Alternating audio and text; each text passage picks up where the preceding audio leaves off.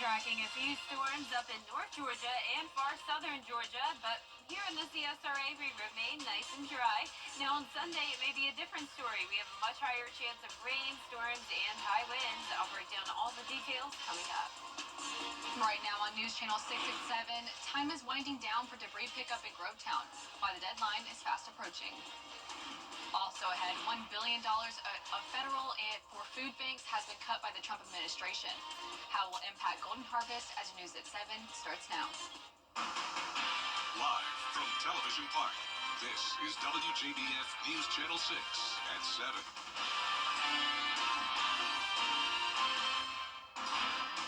Good evening, I'm Isabella Moody. Thank you for joining us. Coverage you can count on begins in Richmond County as an officer-involved shooting investigation is underway. It happened this afternoon on Glen Hills Drive. Deputies say when they encountered the suspect, he pulled out a gun. That's when shots were fired and the suspect was injured. The suspect is in the hospital. There is no further details available at this time. Coverage you can count on continues as it's been nearly 6 months of crews working around the clock picking up debris from Hurricane Helene. And now it's in the home stretch for the city of Grovetown. Here's Graham Lee. Debris trucks making the final stops to get all debris picked up. Despite the setbacks, city leaders have been pleased with the progress. The debris recovery efforts since Hurricane Helene have been trying. It has been a long and arduous process, but we're pretty happy with how things have turned out. Contractors have picked up more than 54,000 cubic yards of debris across the city. They will be going around to get remaining debris piles between now and 5 p.m. Monday to make sure everyone is accounted for. We've gone around and we've checked to see that folks have put their debris roadside, and we've checked to see that if they still need pickup, that we're communicating that with our contractors. We'll be doing that again shortly after the deadline on Monday at 5 p.m. just to make sure that the folks that have their stuff out by that time will receive the pickup that the contractors will be providing. Michael Kresge's family lives in the area and says work crews have been efficient. I think so. Around this area, it looks pretty good. I mean, other than the obvious huge trees that are laying everywhere, but that's different. But the side of the road cleanup looks pretty good, especially compared to where I live out in Richmond County. We're just encouraging folks to get those debris piles out by the side of the road. That way the contractors can come and get them and hopefully, like I said, move on from this historic storm. Johnson is also reminding the community to only put vegetative debris on the curb for contractors to pick up. He says if other debris is mixed in, homeowners will have to hire a private sector to get any remaining debris. Time now for a quick first check of the weather. Here's Chief Meteorologist Jennifer Chachi. Well, a really cool sunset we're seeing tonight. We have that hazy sunshine, and that's because of all the pollen flying around. And we also have some high-level clouds. So look at this beautiful view over the airport on our Terry Lambert Hyundai Skyview cam. Our almanac shows we had a high of 78 today, so still 8 degrees above average, but still a few degrees cooler than yesterday. And our low temperature finally back on track with average. We've had some very chilly mornings lately in the 30s, but not quite as bad this morning. Now, the temperature change map is showing places around 1 to 4 degrees warmer than this time, or cooler than this time yesterday. And now that the sun is getting ready to set, we're more so in those low 70s. 73 in Allendale, 75 in Evans, Millen at 74, Aiken, you're at 71 this evening, 72 in Crawfordville, and 73 in Edgefield. Winds are coming out of the southwest, trying to bring us some moisture, but we do have very dry air in place still, so that's why we're not really seeing any thunderstorm development here in the CSRA. We've had a few stray showers try to make their way into our viewing area, but it just hasn't happened. So we remain dry, and then down towards the south, there's a lot of storms, and then up in Alabama and Tennessee as well. Now, for us, the rest of this evening, we'll drop down into the upper 60s by 8 p.m., upper 50s by 11 p.m., and looking ahead, you can see we're back to the 80-degree mark tomorrow, and then mid-80s possible on Saturday. A very warm start to your weekend, but a stormy end to the weekend. Sunday is going to be an active weather day with the chance of severe storms. I'll have the latest on your futurecast coming up, but back to you, Isabella. Thank you, Jenna. A bill is in the Senate focusing on how South Carolina law enforcement should handle high-speed chases. Caroline Yaffa tells us how rules could change for officers. If passed, lawmakers say the bill would prioritize public safety and ensure that high-speed chases only happen when necessary. Right now, there is no uniformity. The only thing the law says is that each agency has to develop their own policy. Some policies can be as simple as be careful, or, just don't take unnecessary risks. According to the bill, a vehicular pursuit is when an officer in a marked vehicle with activated lights and sirens tries to stop a driver who evades arrest by speeding or driving recklessly. The bill says in most cases, law enforcement would be required to have a supervisor's permission to engage in a chase. Jeffrey Alpert, who's a USC criminology and criminal justice professor, says the language in this bill needs to be fixed. It's very difficult for an officer who's in the heat of the chase to consider 42 different variables. The bill also says officers would be allowed to engage if there is probable cause, reasonable suspicion, or they believe the driver is a threat to public safety. Officer J.J. Jones from the South Carolina Law Enforcement Officers Association says chases are important for everyone's safety. Pursuits in South Carolina are important for the safety of our citizens and for our law enforcement. Innocent bystanders are hurt just as often as law enforcement is, so we need to make sure whenever bad guys or offenders run from law enforcement, they face the charges and they face felony charges. Senator Darrell Jackson says he's willing to work with law enforcement to find a compromise. I would be devastated if we lose another innocent life because we did not have a policy that could be as simple as, I'm chasing behind this person. Jackson says other states have passed this bill, and he believes it needs to be a top priority for South Carolina lawmakers. In Columbia, I'm Caroline Yaffa. Fort Eisenhower holding a Hiring Our Heroes event for military spouses today. This event was open to anybody but focused on military spouses and helping ensure they have a chance to reach their career goals. Organizers hope events like this will help get more military spouses into the workforce. We have had a continuous 20% unemployment rate with our community. So this program here and this event here is so important to be able to highlight military spouses and their skills as they support their service member when they're transitioning or moving around the country. Attendees were able to meet more than 20 different local, regional, and national employers. Jobs included hybrid, in-person, full-time, and part-time positions. Free headshots were also available. The Trump administration, Department of Education, has announced a new initiative to bring more teachers to the state. In 2022, they looked at why teachers were leaving the classroom and some of the biggest problems. The most common answer was teacher burnout. Teaching the Peach is a website made to educate people on why teaching is so important. Christy Todd, a former teacher, was one of the people who helped with the website and says they wanted to have all the information in a centralized hub. Because we change the future when we help students see their potential. And there is no denying the influence of a teacher. Every single one of us can think of one, if not dozens, of teachers who have had a massive impact on our lives. If you are interested in becoming a teacher or want to learn more about Teaching the Peach, you can find that link on our website, WJBF.com. Coming up, the stock market is dropping as the global trade war heats up. We'll have the details after the break. Hey there, Georgia. And be sure to bring your eyes to the sky tonight, or early tomorrow morning, I should say, between the hours of 2:30 to 3:30 a.m. You could see that total lunar eclipse, especially because the skies will be mostly clear, but clouds will take over this weekend. I'll have a look at that when we return.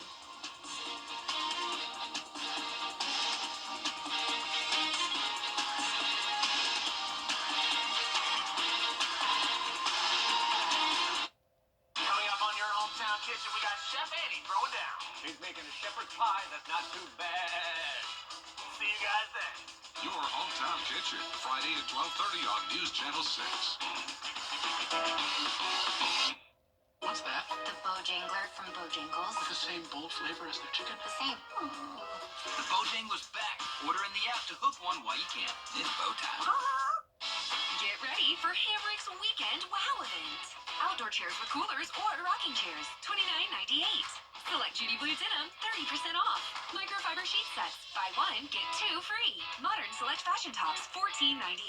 Ladies sportswear blowout. Select capris, shorts, tees, and more, $9.98. Outdoor garden decor, 50% off. And men's polos, shorts, denim, wovens, and pants, $10.98. Don't miss these weekend wow deals at Hamrick's. Today, we bring you the profile of a hero. Marine Private First Class Gomer Pyle. Heroes come in all shapes and sizes. But this hero is a musical Marine.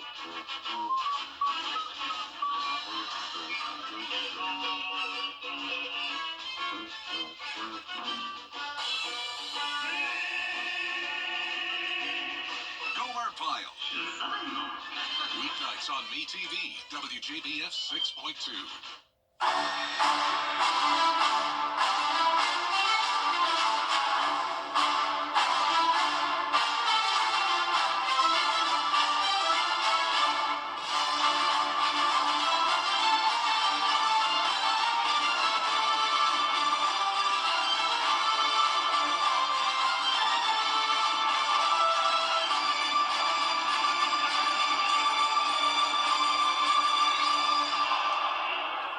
The Live 5 for 6 mobile app.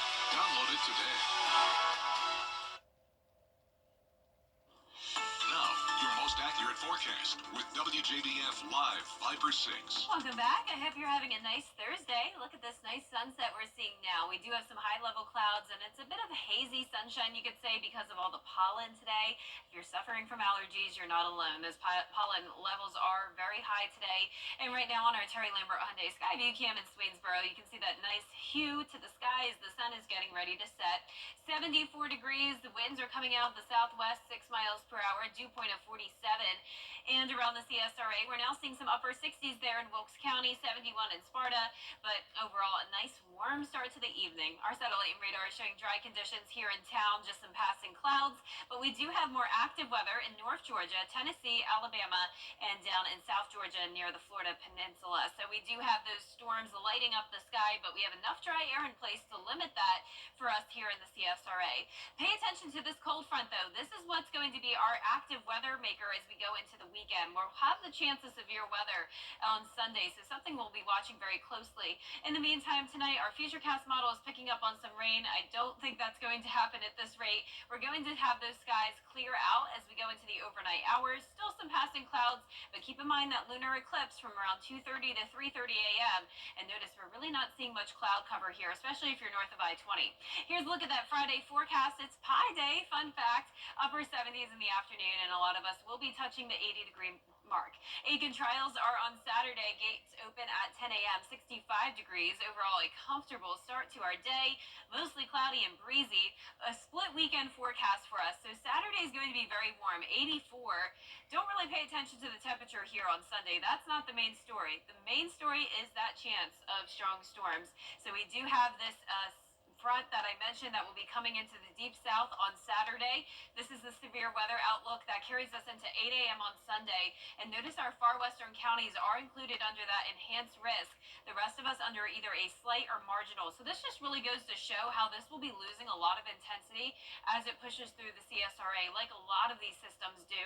So now that we're day 4 of, or 4 days out, I should say, we do have just that 15% probability as of now. Tomorrow we'll have a lot more certainty on what exactly the threats will be, but for now that main threat will be the damaging wind gusts. Much higher threat though out to the west of us. Notice all those storms. Definitely looks like some tornado potential there, but then that line begins to break apart and we will be lacking some fuel, especially since a lot of this comes through early in the morning. But expect heavy rain nonetheless, gusts up to 45 miles per hour. Time frame for this looks to be around 6 a.m. on Sunday all the way until 5 p.m. for some of our southeastern counties. And if this is a slow mover, we could be talking rain totals up to 2 inches. And once again, those winds gusting up to around 45 miles per hour. So keep that in mind for your Sunday. And there's a look at those current rainfall totals. So if this does slow out more, we could be talking more rain, but for the most part, 1 inch to 1.5 inches. That 10-day forecast is showing that high rain chance on Sunday, followed by the cool down Monday. And then next week, starting out nice and sunny, first day of spring right around the corner, and that day will bring us a few more showers. Definitely going to try and stay awake for that eclipse later on. Oh yeah, it's going to be so exciting. Thank you, Jenna. WJBF's Your Hometown Kitchen crew is back with a new episode. The show highlights local chefs of all levels as they share their recipes and tell their stories. But the first thing I want to know, Okay. what is on the menu? Today I'm making a classic shepherd's pie with lamb. It was the first dish I ever learned how to make since I was, fresh in high school before culinary school. So this kind of kick-started off my culinary career today. You can catch a new cook in your hometown kitchen every Friday at 12:30 on News Channel 6. Still ahead, a lawsuit against Girl Scout cookies is crumbling. We'll have the details after the break. This is our call to inaction. 5 on News Channel 6. A pizza chain in Australia is urging people to break the pineapple divide and try their pizzas with orange slices instead. They're selling the pizzas with the usual tomato sauce base, smoked ham, and chunks of fresh orange and mozzarella. A lot of people like it. A lot more people don't like it. They're calling it revolting and say oranges can never complement a pizza. Yeah, I don't know about that. That's a stretch. I like pineapple, but oranges, that's pushing it a little much. Yeah, I agree. I love a pineapple pizza. Wow, okay. Yep. Both of us like it. Interesting. Yep, one of my favorites. Yeah. Yeah, no shame about that. No, you know, if you like that, it might be good, just not for my taste buds. Yeah, I mean, I would be down to try it. It's too citrusy. Yeah. I don't know. Well, our 10-day forecast is showing the nice weather returning on Monday, but in the meantime, clouds will continue to stick around, especially by Saturday. Mostly cloudy and breezy, a warm day up to 84, and then we'll be tracking that severe weather potential on Sunday, followed by a cool down on Monday, St. Patrick's Day, but most of next week will be very warm as well. That's all for now. Our next news is coming up at 10 on MeTV. Entertainment Tonight is next. Have a good night.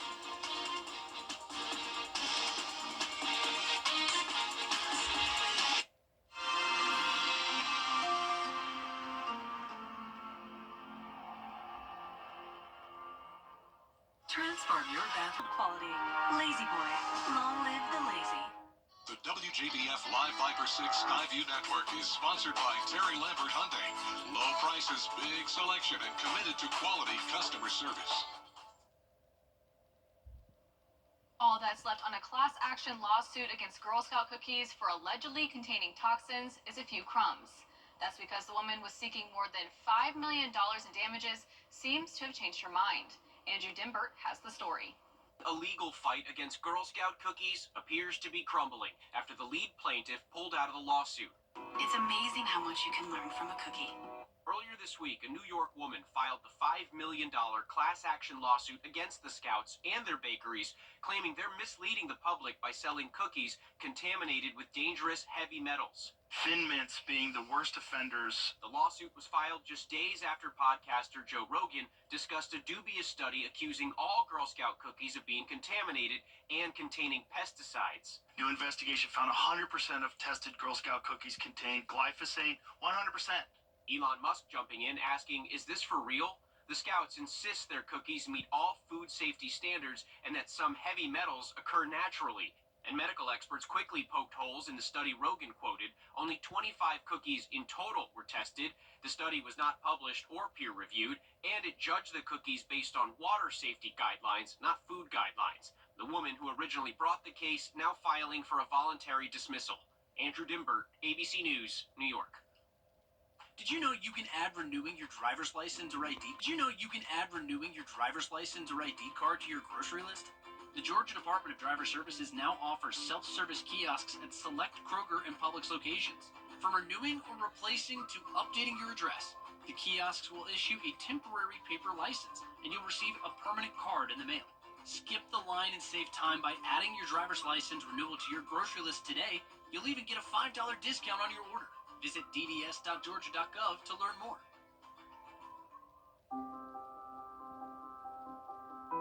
It's traumatizing when you have a sick child. Then you are tired, very, very tired. The doctors told us, you are a part of the medical team. You need to sleep, eat, drink, shower, because when you are healthy, you can take care of your child. The Ronald McDonald House is next to the hospital. They have a washing machine, kitchen, beds were very good, but it's also being with parents of other children that are sick. So you can talk and you can cry, maybe you can laugh, but it's very important for healing yourself. The house understood what our needs were. There was someone that gave you a hug, a cup of tea, and that's very important, just to have someone who is taking care of you a little bit.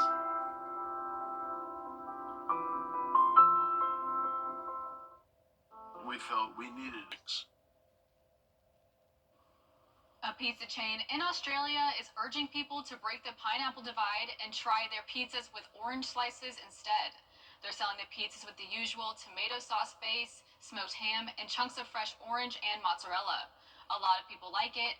A lot more people don't like it. They're calling it revolting and say oranges can never complement a pizza. Yeah, I don't know about that. That's a stretch. I like pineapple, but oranges, that's pushing it a little much. Yeah, I agree. I love a pineapple pizza. Wow, okay. Yeah. Both of us like it. Interesting. Yep, one of my favorites. Yeah. Yeah, no shame about that. No, I mean, you know, if you like that, it might be good, just not for my taste buds. Yeah, I mean, I would be down to try it. It's too citrusy. Yeah. I don't know. Well, our 10-day forecast is showing the nice weather returning on Monday, but in the meantime, clouds will continue to stick around, especially by Saturday. Mostly cloudy and breezy, a warm day up to 84, and then we'll be tracking that severe weather potential on Sunday, followed by a cool down on Monday, St. Patrick's Day, but most of next week will be very warm as well. That's all for now. Our next news is coming up at 10 on MeTV. Entertainment Tonight is next. Have a good night.